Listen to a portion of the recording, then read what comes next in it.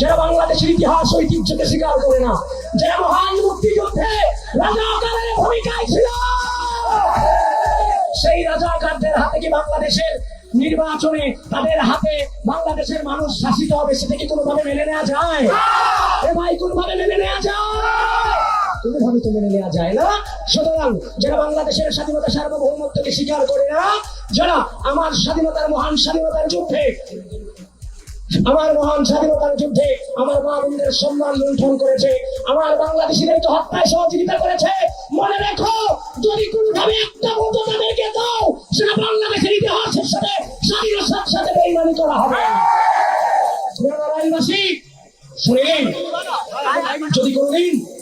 যদি কোনোদিন ভুল ক্রমেও বাংলাদেশের একটা আসনেও জামাত ইসলাম জিতে, মনে রাখবেন বাংলাদেশের স্বাধীনতাকে অপমানিত করা হবে।